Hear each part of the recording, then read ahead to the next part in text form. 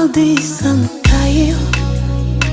Jesus pagou a dívida até na sepultura. Eu ouvi a voz, Jesus dizendo: sai, mesmo que estás a apodrecer. Ressuscitou-me,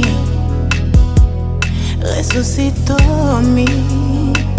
Eu já não tinha esperança. Jesus, não querias me deixar. A doença acabou comigo. Jesus, não querias me deixar. Eu fui até perdido. Jesus, não querias me deixar. Tu és o melhor amigo, melhor amigo. Seguiste-me até aqui, seguiste-me até aqui, seguiste-me até aqui. Seguiste-me até aqui, seguiste-me até aqui, seguiste-me até aqui. Teu amor é teu, até a mim sem valor, seguiste-me até aqui. Bonjour les rachetés de Dieu, bonsoir. Je suis le pasteur Alain Agostino, prédicateur de l'évangile et motivateur des destinées des enfants de Dieu. Le Saint-Esprit a inspiré un enseignement à la famille. Na outaki ko partager ce que veulent les parents pour leurs enfants ou les souhaits des parents pour leurs enfants. La même apparaît belé, balingi bana ba honorer bango, ba obéir, ba yoka bango, ba la fierté na bango, ba kota ba groupe ya mabete, ba oublier bango te, ba za la reconnaissance na bango, ba za la aider, aider bango, plus tard sur une zamba pamboli bango, assister bango, soin soin na bango. C'est ça ce qu'on avait dit, les souhaits des parents vis-à-vis de leurs enfants. Maintenant, les souhaits des enfants vis-à-vis de leurs parents. Donc, ce que veulent les enfants pour leurs parents. C'est ça le thème que nous allons partager aujourd'hui. Écoutez, au jour d'aujourd'hui, les enfants ont des problèmes mentaux, même beaucoup de problèmes à l'école. Et pourquoi? C'est à cause de leurs parents. Vous allez comprendre pourquoi. Et aujourd'hui, nos enfants échouent, ne se concentrent pas et parfois des comportements, des habitudes, des caractères bizarres, inexplicables, à cause de leurs parents. C'est-à-dire, c'est ceux qui vivent de leurs parents à la maison. Et beaucoup d'enfants subissent des pertes de mémoire, des sentiments de rejet, des suicides, même l'inutilité, des manques d'intégration, des pères, de ne pas avoir confiance aux hommes, confiance aux femmes, confiance dans cette société. Mais même la confiance na libala te. Et nous sommes les années, et ça pour nos parents na bango pe oyo bazo mona pe ba monaki et pas ba parents na bango. Avoir les enfants, c'est bien, mais c'est mieux de répondre à ce que les enfants veulent pour leurs parents. Avoir les mariages encore, c'est bien, mais c'est mieux de répondre à ce que les mariages demandent pour l'un et l'autre, c'est-à-dire de répondre aux besoins de l'un et l'autre. Ma question est que, pour tout compte dans le développement, à quoi sert naza na ba na bongo nazo ka soin na bango, tu bien répondre na besoin na bango, à quoi sert? Et à quoi sert na ba la maintenant jouir na oyo libala et zo pesa na makoki na vivre? C'est ça ma question. Raison pour laquelle le Saint-Esprit a tenu à monter maintenant dans l'enseignement famille, parfait que au kango là-bas, tu peux parfait que au pambo là-bas. Parce que ça n'a pas l'église belé, toujours taper à côté, il y a ma camusu se sengeli, tout y va enseigner le peuple de Dieu. Mais qu'il soit loué pour les d'autres hommes de Dieu, ils le font. Et nous n'avons pas sungi, biso, tout le monde a l'obelango, pour et kango là-bas, tu peux et pambo là-bas. Écoutez, peuple de Dieu, ce que veulent les enfants pour leurs parents. Premièrement, Les enfants veulent que leurs parents restent ensemble jusqu'à la mort les sépare. Je vais expliquer, bébé. Bana nyonso na mokili. Balinga ate ba papa la bango bakabwa. Raison pour laquelle nalingi na loba et pas na bateau na babalité. Et puis oh de asi babala. Na tango zo bala. Ko bala te pour un jour au kabwana. Pour na yo osala eloko moko te. Mais pour na bala, ekotika ba dégâts. Ekotika ba trace. Raison pour laquelle bébé so hôtel il pas na mingi o baza ba délinquant o basala ba dégâts basala ba karabe soko landeli origine na bango. Baza bana ba souvent bana ba divorcer. Parce qu'après avoir papa la maman bakabwani maman a okoka suko éduquer bana comme il faut te. Papa pe a okoka éduquer su comme il faut te parce que papa ko bala moi c'est mon sousou. Est-ce que moi so na kolinga bana wana tango pe maman qui a ke bala. Est-ce que papa wana kolinga vous voyez même makamba sorcellerie mingi za na ba famille soko tali de base nango eza cause à divorce. Parce que bana tango papa na maman bakabwani papa ke bana moi c'est mon sousou. Papa komi kobota siko tango bana o papa abali bakomi privilégié ou bien bakomi ko réussir bana o papa botre na mwasi ya liboso eko ba guerre tango pe bana ya liboso ba ko réussir bana o papa boti na deuxième femme eko ma guerre c'est ça eko ma jalousie et puis komi souci ya sorcellerie. Raison pour laquelle peuple de Dieu prenez cet enseignement au sérieux. Yo bali nanu te, yo po bali. Là où bolinga bokene pour divorcer, pense à ce que je suis en train de vous dire. Et yo pe nanu bali te, pense à ce que je suis en train de dire à la lumière de la parole. Bana nyonso, balinga te ba parole on va divorcer.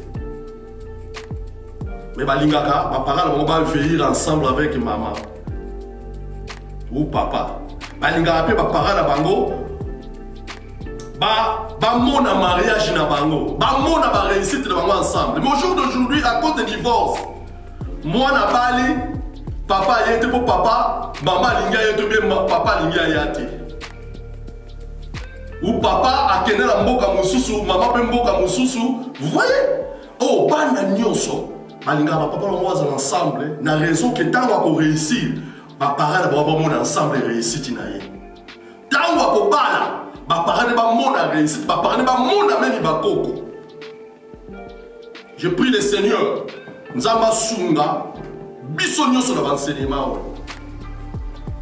Na bonde la nzambe tango spe na lobaka. Nzambe sunga parce que mariage eza di haut di bas. Mutu mota ko maîtriser makamba libala. Raison pour laquelle la bonde la pa nzambe sene malgré makambo ko oya. Sunga biso to résoudre on a moi sinanga. Et ça c'est que pour la banque moi si nanga ou bien la banque qu'on divorcer ou bien moi si nanga banque qu'on divorcer ou bien la banque église la banque va tout non. Mais je pense à mes enfants parce qu'ils ont besoin de moi, ils ont besoin de leur maman pour leur réussite. Et ça fait partie même il y a croissance il y a ban si ka papa ba ensemble ba ko la ndenge mususu. Pe mungu na po ya ko déranger bana wana famille les a difficile parce que les parents ndenge bato balobaki babi banzamba se. Combien bana ba baby na sorcellerie ba baby na makamebele soko landeli bana ana ce sont des enfants de divorcés. Parce que berger azate ba parents bazala ba berger. Tant mungu na boya ba parents bazate qu'est-ce qu'il va faire? Il va détruire. Ça c'est premièrement ce que les enfants veulent à leurs parents, qui vont ensemble, vont veiller ensemble, vont coucher ensemble. Deuxièmement, ce que veulent les enfants pour leurs enfants, leurs parents, les enfants ne veulent pas leurs parents, se chamaillent devant leurs yeux, s'insultent devant leurs yeux, devant leur présence, je dirais. Se bagarrent devant leur présence. Parce qu'ils rendent mal à l'aise. Et affectent la vie. Vous savez, bébé, bana lelo baza résultat, comment bazo vivre. Pourquoi? Parce que bazo ya wana katanda. Parce que terrain entraînement ya moi les aranda. Oyo moi nazo n'a pas parlé et l'objet à Osala. Combien de lelo baza brutal vis-à-vis de l'école, vis-à-vis de mine et de copine. Mais il a pris ça où? Il a pris ça à la maison. Tant que va au monde, mais pense, est-ce que yo sala garote? Yango o bana balinga kate pona ba parana bango ba so senga po ba parana ba punda la misu na bango te. Ba soana la misu na bango te, ba s'insulter la misu na bango te parce que rendre bango mal à l'aise et surtout et affecter la vie na bango et go béni sa vie na bango. On donne ce qu'on a. Oui, ba parana misu nzamba pambo la bango, ba bana pe ko bunda mais la présence va bana te. Au moment où on a tongo maman a vie, maman papa maman nini, t'es na tout à qui. Ngai na kola na parents na mona place ba soana te, na mona place ba bunda te. Mais ndenge na yoko kota na libana yoko kola ke ba soana ka. Po libana ko soana pezalaka. Ko bunda pezalaka. Incompréhension. Mais dis-moi ba parents ba osalango avec la maturité. Tant que papa ko soana so ibana bazate. Tant que vous s'occupez pas de la bazate. Mais bien, pour mes athées, continue à faire ce que tu es en train de faire. L'obé au monde n'a pas pas d'anneau vous allez trop tard. Le coup la biso africain te boit la gagne sur pas satana. Au revoir satana même si pas dans la zone y éviter yo de mutu. Au bébé si banana. Que Dieu bénisse les parents. Oh ba sala ba soa na rater la présence à banana. Oh ba bunda rater la présence à banana. Oh ba la makama bêter la présence à banana. Et yo pour la matin ils ont trop tard nzamba kango la biso. Si c'était le cas, parce que trop tard ils ont. Troisième des choses, oyo papa, oh bana balinga apona ba parents na bango. Bana balinga ke ba parents na bango, basa la modèle. Modèle. Raison pour laquelle les autres n'ont pas de choses en modèle, mais est-ce que Bissot est un modèle ou bien Bissot est un modèle? Vous voyez? Nous avons pas terrain, il y a une indication à pas des anda. Oh, ils ont ça là, l'élo. Moi, l'appelle le bien au salaire. Si quand on Bissot de la maturité, si quoi y est, au linga si quoi, oh, yo ça là, pas la bassala. Non, tu n'as pas bassala. C'est pourquoi la Bible dit le salaire du péché, c'est la mort. Ce que nous sommes en train de s'aimer, nous récolterons plus tard. Attends, pour récolter, tes enfants vont récolter alors. Raison pour laquelle la Bible dit Massoum et Kitrati na 4e génération. Ceux qui ont pas pour ça, les sommes qu'on payer à côté. Bible lobby, banana va payer à côté. Raison pour laquelle il dit tout ça à n'importe quoi. Parce que quand les gens payent à côté, tes enfants payeront. Voilà pourquoi ça l'une des raisons pour ça à n'importe quoi. Pourquoi? Parce que les gens est affecté ma génération qui est affectée. Papa a un modèle. Les gens ont papa qui ndumba. Papa basse belé, papa bitumba, moi nazo assisté. Nakena ki bana moko boye sala na moi nazo lela. Makamo na viva yango. Ba ke fait un mariage. Voilà, c'est-à-dire par maman na papa ne va divorcer. Si comme maman vit, vous comprenez, mi bale belé, kolinga mi bale abato. Et que se retrouver que na kati ya fête ya libala, mukolo mo ya mobali ya moni siko ye wana. Bitumba na fête ya libala. Azaïde na moi là comme il a 15 ans. Moi là comme il collé. Après moi là il a confié par la vie pasteur, mais pourquoi ma mère me fait comme ça? À ma présence pasteur. Babu sobelo bana et lobama kina na télévision. Moi osala ka boye tala tchoto no za boye tala boye. Lelo ba paré mais ba modélité ba sali ba bêtise ba ba ça kina ba réseaux sociaux.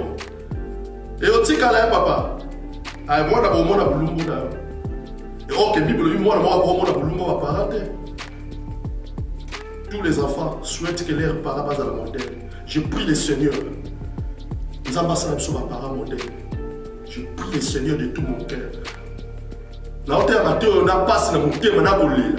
N'importe quoi, le chrétien, je vous prêche en pleurant, je vous exhorte en pleurant de suivre les traces de Jésus, de suivre la croix de Jésus. Ce qui peut être faux modélité, nous avons limbé ça, mais prends décision comme un modèle pour la banane. Nga nazala na modèle, nasala makasa na modèle à batité. Nasala makasa na modèle ya libota là.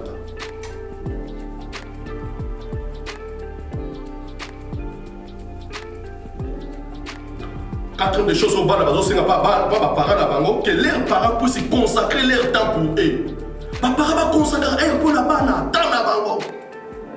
Les lots, les parents vont consacrer pour les camarades na bango, pour le business, pour les affaires, pour les camarades. Mais les parents vont consacrer leur temps pour la bana na bango. Vous savez, je vais expliquer les lots. Bana na yo bazar. Donc on a ba demi Agostino ba demi Alain de ce on sala ba ma be na on sala ba be na ngamoko ba be na go fouiller ba entraille na biso combien ba parents les ba zo temps pour la bana te ba o consacrer temps te ya moni bana ba o sans n'importe quoi ba devoir ba contrôler te ba rendez-vous bana ba kenda te. Kaka, je n'ai pas l'état. Vous savez, Tobé Kara David, l'homme selon le cœur de Dieu. Mais David a qui faux parent. Oui, bien. David a qui faux parent. Parce que David a qui roi. Mais David a consacré ma tanaye na banate. A bota bana assassin. Moi, je suis Absalom a détourné le trône à papa. A bota bana inceste. Bana ne moussous pas ça inceste. Parce que il a tenté. Et bana ne moussous donc bazalaka na makambo ebele mbona ne musu atelemela ye. Pourquoi pas ça une attente? Raison pour laquelle chose on attente ko bala na yote. Même yanga porte pour la lobi yango. Le biso ko kokite. Ko bala na yote. Raison pour laquelle que Dieu bénisse les mamans. Yanga ba papa vous ont mérité pe ba location musu bozo kango parce que bo consacrer bata na bino bo pital ka bino. Makamba ba classe ka rendez-vous karabino tout karabino oui bonsoir. Il y a un papa que j'aime beaucoup, je ne peux pas citer son nom. Il a tout solo la mine pour la makamba bana et il prend soin de ses enfants. Alors banane le pasteur kobota même mutali boma ko tia zemi mais o ezala pas ezala ko kolisa. Ngana bota nazana bana boye mais ozwa soin na bango ozwa soin na bango kaka soki bana bakoli bakomi ni ekomi siko olingi obima gara même Johnny alida koye na makambo oyo naoloba mais bana balingaka bapara baconsacre tana bango donc bapara bazolokola bacoach ya bana.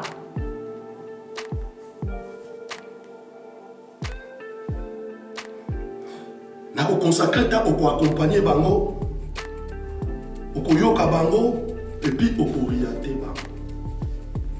Et pour finir, banapé balingaka ce qu'il recommande, il fait d'accord pour leurs parents, il souhaite pour leurs parents, ba parents ba encourager bango, ba fortifier bango. Les ba parents ba fortifier bango, ba encourager te. Ce moi na zote yo zobo zui, zoba noko na yo. Yo vraiment zobo la dit qu'on a papa là yo. Non mais bien aimé, bilo musu na vie ko yo automatique té. Ya mo ba la ba encourager ba fortifier ba. La raison pour laquelle avec le divorce c'est dans ma vie. C'est qu'on va divorcer, n'a pas encourager, c'est qu'on ceux qui moi sinon pas balia ya mususu. On lui a encouragé bikoko. Vous voyez?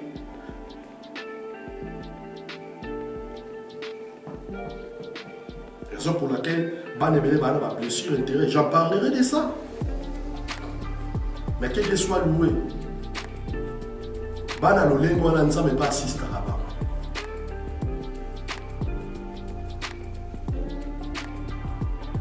Et point mon sous pour finir, Bana peut pas dire à parents, on va souhaiter répondre à parents là-bas que les parents les orientent et les instruisent, les accompagnent. Les parents vont instruire, vont accompagner.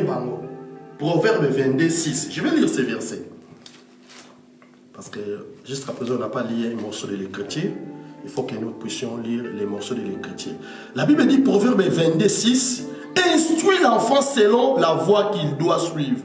Et quand il sera vieux, il n'en s'en détournera pas. Donc, bana balinga ba para ba orienter bango. Bana belé ba échouer pe bazo échouer parce que il a muto orienter ba te. Il a muto orienter te azwa ba zemi akoma mibali partout, ba viola ba sama parce que muto orienter azala yete. Vous savez pas parler ba ka se robota ka mwana devoir des ara lambi fufu allier tout ça non. Rôle mondena ba para et ça peut orienter bana. Raison pour laquelle attends aux lingo bala, il va faire chose au sala na moi c'est pe na mobali.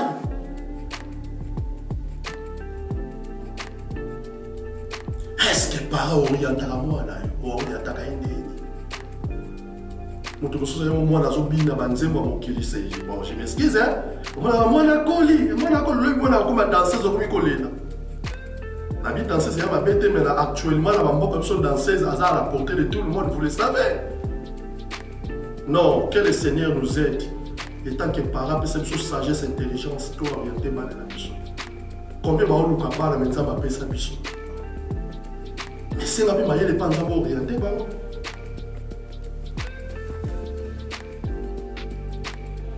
Et pour moi, c'est très important, je vais finir là, je crois bien. Ceux qui demandent à leurs parents, que leurs parents, qu'ils soient présents pour eux. Mais à la présence. Même Nzambe a dit que je suis avec vous jusqu'à la fin du monde. Il est toujours présent parce qu'il est premier parent. Dans le jardin, il était parent à Adala 1. Chaque jour, il était là. Il discutait. Il était présent. Même pas la représenté en Allemagne, le Congo, le États-Unis. Même pas au si on a présent là-bas, on a des quoi, on est capable, on a des difficultés, surtout quand élémentaire à vie, ce sont les parents qui vont apprendre pas mal. C'est moi qui ont les ces dégâts et actuellement, le monde est à Obéba. L'internet est là, les réseaux est là, tout est venu. Parle quoi, présenter moi là, on va site à ma belle. Au cas que moi, on a attaché, mais moi, on a béba. Les lois montrent que moi, on a 15 ans, 17 ans, tout le monde est à béba. Pourquoi? Parce que moi, on a présenté. Et à papa, moi, je vais finir pour cette témoignage seulement qui est aux États-Unis. Pour la parole, on a présenté pour la banane, montre orientale, banane, la montée. Papa, on a sali, pour nous, ça danger, il y a les réseaux sociaux, et puis il y a Internet, il y a la technologie. Moi, je suis à côté classe à côté de la carte parce que moi, je suis malade, moi, je suis bien. Maintenant, papa a piégé moi là. Je suis à un site déjà à ma baie, à Kotaka. Au Badokara, Makamami Bali, tout ça. Papa n'a pas dans quatre sites, papa s'inscrire dans Combo Moussousou, tout ça. Moi, à côté de la site, à mon papa n'a pas parce que l'image est là où ils arrivent à aller. Ça allait rendez-vous. Aïe papa, tu as 21h, 22h. Il y a un papa qui a balai, il faut faire la tour. Bon, ma parent va être vigilant. Ceux qui pas quand porte va faire fungu là, dans la chambre. Parce que mon kili est baby. Le gars parent la présente à vigilant et tout ça. Moi là, nous avons tout ça. Abimi vers 22h abimi à quel rendez-vous? Parce que dans mon moto, parce qu'il y a rendez-vous dans les réseaux sociaux. Motama bien na camion boyaka yaka mwana kungola porte à camion kota ndenge ba yoka na réseaux sociaux ata na papa na papa ko bolela abi mwana ngana yebike yo lala kanzoko kota makambo yo papa lelo e comme modité mwana ngana 11 ans 13 ans ça na portable ça na boy promesate mais on a on a contrôle à mwana tout ça la présence à mwana tête tout ça aux autres mwana na kobeba. Et si quand la pédophilie, c'est belé, c'est beaucoup ça malade.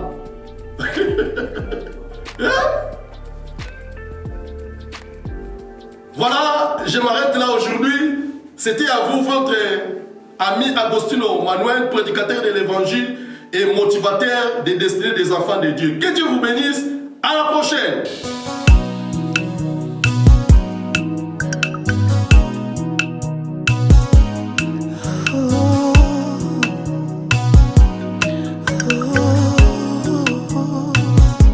Maldição caiu, Jesus pagou a dívida até na sepultura.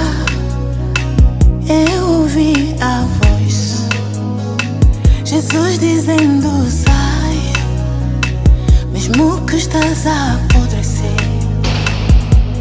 Ressuscitou-me,